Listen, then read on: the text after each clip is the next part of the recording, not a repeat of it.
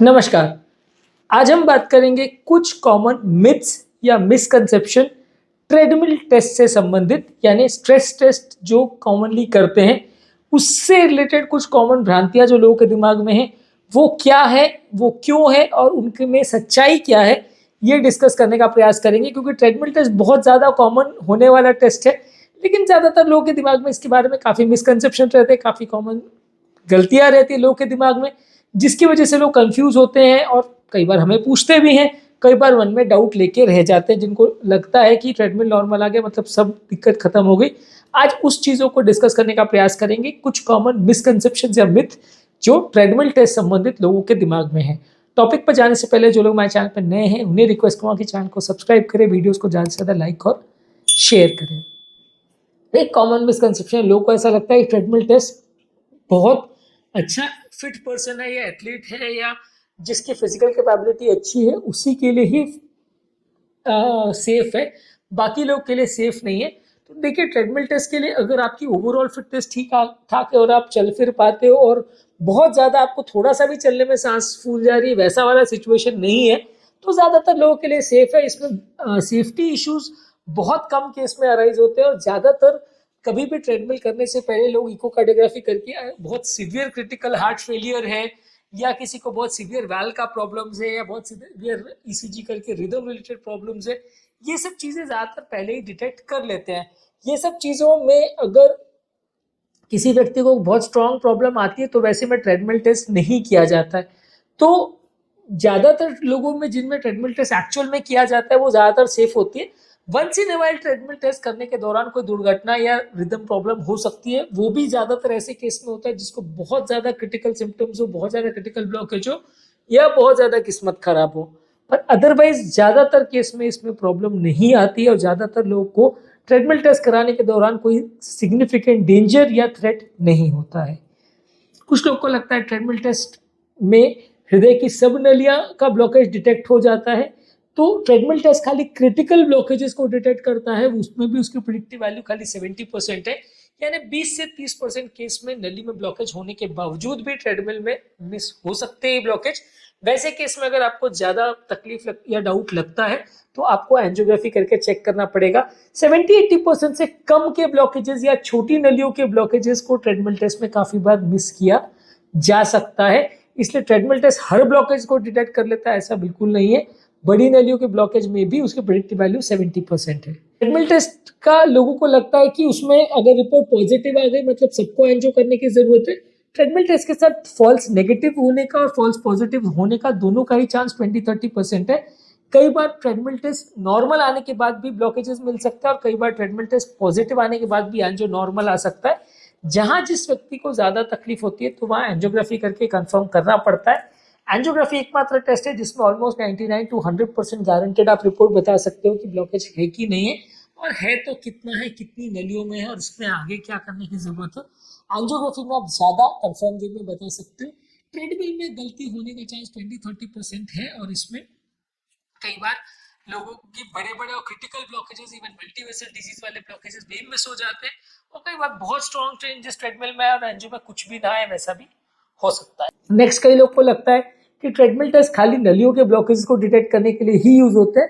Treadmill test लोगों का rehabilitation जज करने के लिए, लोगों की एफर्ट टॉलरेंस को, लोगों का हार्ट फेलियर का रिस्पॉन्स को, वैल्वुलर हार्ट डिजीज में सर्जरी की जरूरत है कि नहीं, हार्ट फेलियर में पेशेंट का प्रॉपर रिस्पॉन्स आ रहा है कि नहीं, दवाओं का प्रॉपर डोज जा रहा है कि नहीं, बहुत सारी चीज़ों को असेस करने के लिए यूज किया जा सकता है। रिदम रिलेटेड डिसऑर्डर्स में कोई रिदम का डिसऑर्डर प्रोवोक हो रहा है कि नहीं, WPW सिंड्रोम में पाथवे रिग्रेस हो रहा है कि नहीं, बहुत सारी चीज़ों के लिए ट्रेडमिल को यूज़ कर सकते हैं। इनफैक्ट हमने पूरा एक डिटेल वीडियो किया है जिसमें हमने non coronary use of treadmill test को डिस्कस किया है। तो ट्रेडमिल टेस्ट के साथ एक कॉमन मिसकंसेप्शन ये है कि लोगों को लगता है कि ये सिर्फ नलियों के ब्लॉकेज को जानने वाली मशीन है, पर इसके अलावा भी इसके बहुत सारे यूज है जिसको हम काफ़ी कॉमनली यूज करके काफ़ी बीमारियों के बारे में जानते समझते हैं, लोगों की बीमारियों को डिटेक्ट करने में और उसको ट्रीट करने में, जिसके ट्रेडमिल टेस्ट के द्वारा जिसमें हमें मदद मिलती है।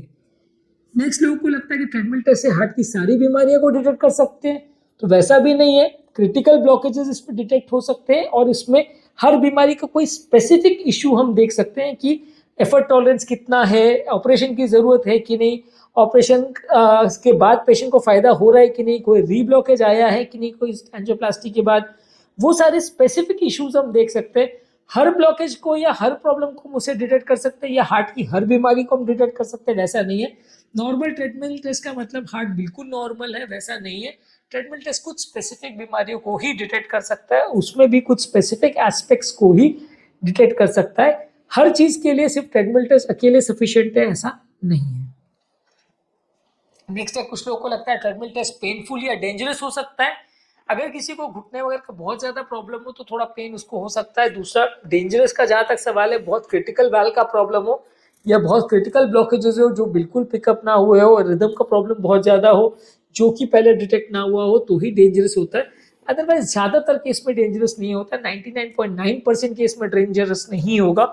0.1% में अगर बहुत खराब लक हुआ तो शायद हो भी सकता है। लोगों को लगता है ट्रेडमिल टेस्ट खाली उम्र दराज लोगों के लिए करना चाहिए, ये यंग पेशेंट्स के लिए नहीं है। गाइडलाइंस ऐसा रिकमेंड करते हैं कि 35-40 साल की आयु के बाद हर 5 साल में एक बार ट्रेडमिल करना चाहिए, ताकि बिना कोई क्लिनिकल साइंस के भी कई बार जो लोगों को ब्लॉकेजेस होते हैं वो भी इसमें डिटेक्ट हो जाते हैं और कई बार उसमें हम अर्ली अग्रेसिव ट्रीटमेंट ऑफर कर सकते हैं पेशेंट को। तो इसलिए ऐसा ज़रूरी नहीं है कि खाली 60-70 साल के आदमी को ही ट्रेडमिल कराना चाहिए या जिसको श्योर शॉर्ट ब्लॉकेजेस हो गए उसी आदमी को ही ट्रेडमिल कराने के लिए जाना चाहिए। ज़्यादातर अर्ली एज में 35-40 साल की आयु के बाद भी आप ट्रेडमिल को करोगे तो डिटेक्ट प्रॉब्लम हो सकती है।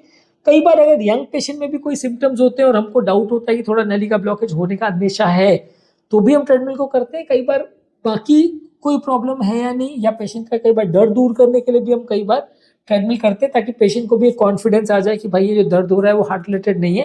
तो इसलिए कई बार यंग पेशेंट्स में भी ट्रेडमिल करते हैं। ऐसा ज़रूरी नहीं है कि ट्रेडमिल खाली उम्र दराज पेशेंट्स के लिए है। नेक्स्ट है कि ट्रेडमिल टेस्ट लोगों को लगता है कि वो एक्यूरेटली सारी ब्लॉकेजेस को डिटेक्ट कर सकता है। ट्रेडमिल टेस्ट की एक्यूरेसी बहुत ज़्यादा नहीं और बहुत बार इसमें गलती हो सकती है, और मल्टीपल नलियों में ब्लॉकेजेस हो तो भी ट्रेडमिल पॉजिटिव आता है और कई बार नॉर्मल भी आ सकता है। तो इसीलिए ऐसा कोई ज़रूरी नहीं है कि कितने नली में कितने ब्लॉकेजेस हैं और टोटल नंबर ऑफ ब्लॉकेजेस कितना है उसका कोई एक्यूरेटली आप इसमें डिटरमाइन कर सकते हो। इसमें खाली अंदाज ही होता है, और अगर पॉजिटिव है, स्ट्रॉन्ग पॉजिटिव है, इसका मतलब चांसेस है कि मल्टीपल ब्लॉकेजेस हो सकते हैं। पर अगर थोड़ा बहुत ब्लॉकेज पॉजिटिव भी आ रहा है ट्रीटमेंट में तो भी पेशेंट को मल्टीपल ब्लॉकेजेस निकल सकते हैं। तो इसमें कितने ब्लॉकेजेस हैं और कितने परसेंटेज ब्लॉकेजेस है और कितनी नलियों में ब्लॉकेजेस है उसको एक्यूरेटली प्रिडिक्ट नहीं किया जा सकता। काफ़ी केसेस में इसमें गलती हो सकती है। इसके अलावा अगला कॉन्सेप्ट लोगों का ये है कि अगर मेरे को कोई सिम्टम्स नहीं है तो मुझे ट्रेडमिल करने की कोई ज़रूरत नहीं है, मैं तो घर पे इतना दौड़ लेता हूँ, मैं चल लेता हूँ, मेरे को कोई तकलीफ नहीं है, तो मुझे ट्रेडमिल की कोई ज़रूरत नहीं है। ये भी गलत कॉन्सेप्ट है, क्योंकि काफ़ी पेशेंट्स में जब पेशेंट को कोई सिम्टम्स नहीं होते तब भी अगर हम ट्रेडमिल करते हैं तो बहुत स्ट्रॉन्ग चेंजेस कई बार देखने को मिलते हैं, और बाद में एंजियो करते हैं तो उसमें काफ़ी ब्लॉकेजेस देखने को मिलते हैं। हमारे लिए तो ऑलमोस्ट रोज का ही ऐसा काम है। तो इसलिए आए दिन इस तरह के पेशेंट्स हमारे सामने आते हैं जिनको कोई तकलीफ नहीं होती लेकिन उनको मल्टीपल ब्लॉकेजेस निकल जाते हैं। तो वैसे पेशेंट में अगर आप ट्रेडमिल करोगे तो काफ़ी नई चीज़ें जानने को मिलेगी। इनफैक्ट घर पर भी अगर कोई ट्रेडमिल रेगुलर करता हो तो भी उसको ट्रेडमिल टेस्ट करना चाहिए, क्योंकि घर पर आप जब ट्रेडमिल कर रहे हो तो आप ईसीजी के लीड्स बांध के तो कर नहीं रहे हो, और घर पर जब आप ट्रेडमिल कर रहे हो तो इतना हाई स्पीड और इतना हाई इंक्लाइन के साथ आप यूजली ट्रेडमिल नहीं करते हो। तो इसलिए काफ़ी बार घर पर जो लोग ट्रेडमिल करते भी हैं उनसे भी अगर ट्रेडमिल टेस्ट आप करवाओगे तो भी कई बार सरप्राइजिंग चेंजेस देखने को मिलते हैं। तो इसलिए ट्रेडमिल टेस्ट ऐसा ज़रूरी नहीं कि अगर आपके घर पे ट्रेडमिल है या अगर आप डेली सीढ़ी चढ़ लेते हो या 2-4 मंजिल आप चढ़ लेते हो तो आपको करने की कोई ज़रूरत नहीं है। ऐसा नहीं है। इसमें कई बार बहुत सरप्राइजिंग रिजल्ट देखने को मिलते हैं, और कई पेशेंट्स में ऐसा भी होता है डिस्पाइट इतने सालों से पेशेंट देखने के बावजूद भी कि जहाँ हमको लगता है कि पेशेंट को कोई ब्लॉकेज नहीं होगा और वहाँ पेशेंट को क्रिटिकल ब्लॉकेजेस या मल्टीपल ब्लॉकेजेस निकलते हैं। अगर लोगों को लगता है कि अगर मेरा इको नॉर्मल है, ईसीजी नॉर्मल है, तो मुझे ट्रेडमिल की जरूरत नहीं है। ईसीजी को खाली हार्ट अटैक को डिटेक्ट करते हैं और हार्ट अटैक या हार्ट के रिलेटेड डैमेज को पिकअप करते हैं, जो कि हार्ट अटैक के बहुत लेट स्टेज में होता है। अर्ली स्टेजेस में अगर आपको ब्लॉकेजेस को पिकअप करना है तो ट्रेडमिल टेस्ट ही करना पड़ेगा। ट्रेडमिल टेस्ट ही ब्लॉकेजेस को 70-80% के लेवल पर डिटेक्ट कर सकता है। ईसीजी इको में जब वो पिकअप होता है तो कई बार बहुत लेट हो जाता है, तब ट्रीटमेंट चालू कर पाना भी कई बार मुश्किल होता है। तो इसीलिए अगर ईसीजी को नॉर्मल है तो भी ट्रेडमिल करना चाहिए, और उसमें भी कई बार बहुत सरप्राइजिंग रिजल्ट्स या मल्टीपल ब्लॉकेजेस डिटेक्ट हो सकते हैं। इसके अलावा लोगों को लगता है कि ट्रेडमिल टेस्ट में एक ही तरह का प्रोटोकॉल होता है, सबको एक ही स्पीड पर चलाया जाता है, उम्रदराज लोग नहीं कर सकते। उम्रदराज लोगों के लिए भी स्पेशली डिज़ाइन प्रोटोकॉल्स आते हैं जिसमें थोड़ा स्लो उनको चलवाया जाता है और जिसको वो बेटर टॉलरेट कर सके, बहुत ज़्यादा अग्रेसिव प्रोटोकॉल्स पे नहीं करवाया जाता है। तो इसलिए ऐसा नहीं है कि ट्रेडमिल टेस्ट में हर आदमी जो उम्रदराज है वो नहीं कर पाएगा, वैसा नहीं है। उसके लिए स्पेशली डिज़ाइन प्रोटोकॉल्स आते हैं जिसमें फैसिलिटेट किया जा सकता है कि उम्रदराज पेशेंट भी ट्रेडमिल कर सके और उनका भी थोड़ा बहुत डिटेक्शन हो सके। हालांकि उम्रदराज पेशेंट में दूसरे तरीके भी हैं, पर लेकिन उम्रदराज पेशेंट में भी या जिनको जॉइंट्स के प्रॉब्लम है उसमें भी ट्रेडमिल पॉसिबल है, बस ये कि प्रोटोकॉल थोड़ा सा चेंज करना पड़ता है। तो आज का टॉपिक में हमने ट्रेडमिल टेस्ट संबंधित कुछ इंपॉर्टेंट मिथ्स या मिसकंसेप्शंस के बारे में बात करी। बेसिकली ज़्यादातर सबसे इंपॉर्टेंट मिथ तो लोगों को यही है कि वो सारे ब्लॉकेजेस डिटेक्ट कर लेता है, या लोगों को लगता है कि नॉर्मल ट्रेडमिल मतलब सब नॉर्मल, या कई लोग को लगता है कि मेरे को ईसीजी को नॉर्मल है तो मेरे को ट्रेडमिल की ज़रूरत नहीं, मैं अगर घर पे चल लेता हूँ तो मेरे को ट्रेडमिल की ज़रूरत नहीं, मेरे घर पे ट्रेडमिल है जिस पे मैं दौड़ लेता हूँ तो मेरे को ट्रेडमिल की ज़रूरत नहीं। तो वो मिसकंसेप्शन है। ट्रेडमिल टेस्ट हर नॉर्मल व्यक्ति को भी एटलीस्ट 4-5 साल में एक बार एटलीस्ट करना चाहिए। कई बार बहुत सरप्राइजिंग रिजल्ट्स देखने को मिलते हैं। अगर किसी व्यक्ति को सिम्टम्स है तो डेफिनेटली उसको करना चाहिए, और अगर ईसीजी को में चेंजेस हो तो डेफिनेटली करना चाहिए। नॉर्मल भी हो और रिस्क फैक्टर्स हो तो भी बीच बीच में कभी कभी ट्रेडमिल कर लेना चाहिए।